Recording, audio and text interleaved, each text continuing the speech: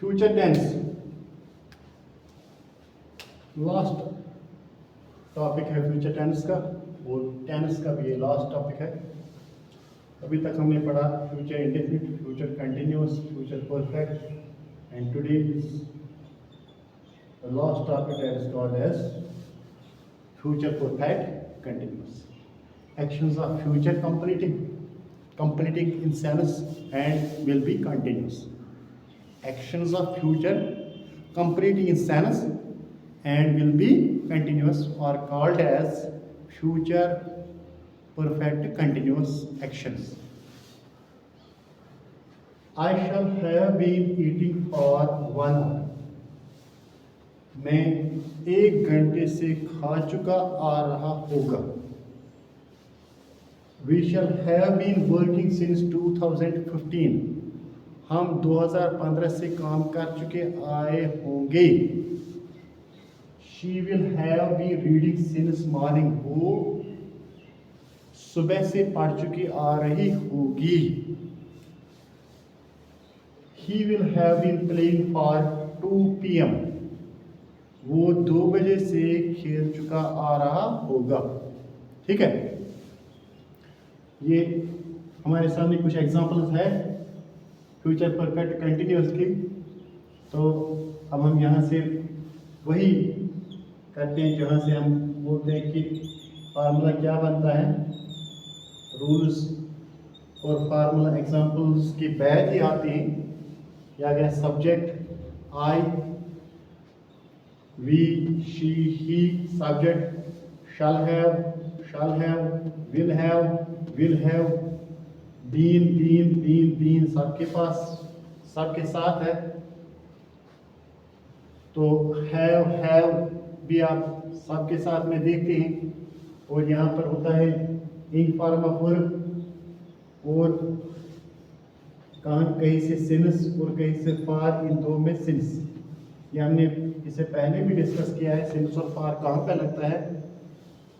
तो फिर फार्मूला क्या बनेगा, ये होता है subject will oblique shall plus have सबके साथ आता है, प्लस बीन सबके साथ आता है, प्लस इंग फॉर्म सबके साथ इंग फॉर्म आता है। Fourth form of the verb plus since oblique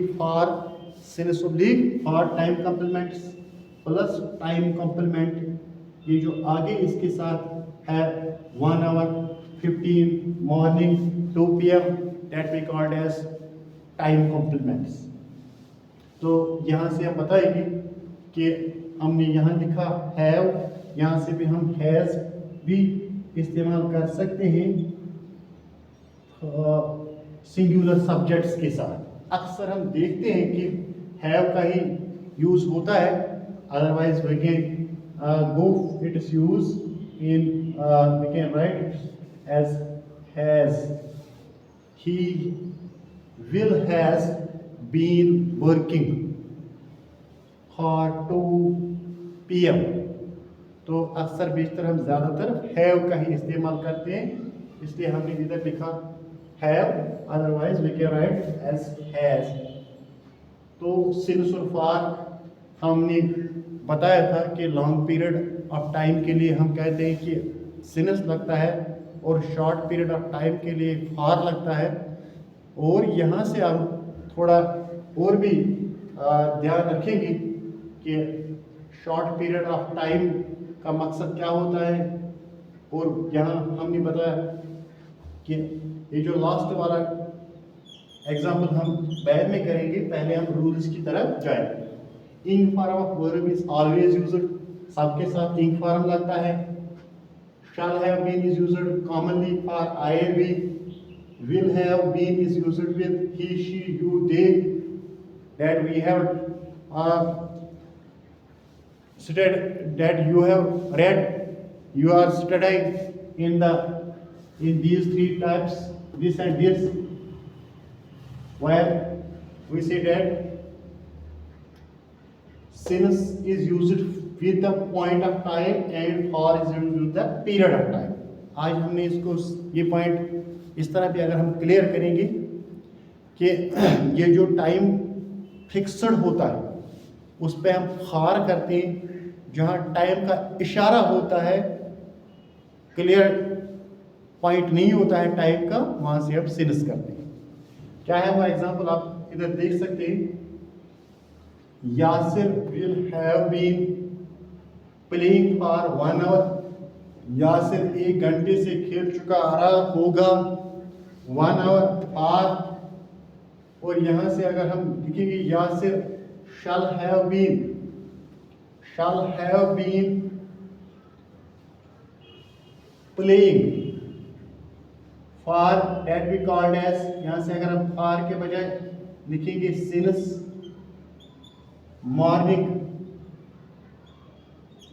तो वो क्या होता है, मतलब ये होता है कि मॉर्निंग, सुबह जब सन निकलता है उस टाइम से मॉर्निंग शुरू होता है और कहाँ तक रहता है, 11:59 तक रहता है।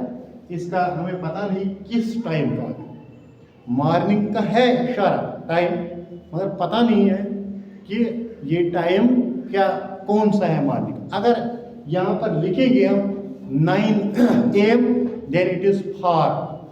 If it is only morning, then it will go as since. जहाँ इधर हमने लिखा वर्किंग सिंस 2015, ये 2015 से टाइम है, और यहाँ हमने फिर लिखा सिंस मॉर्निंग, तो इसका मतलब ये हो गया कि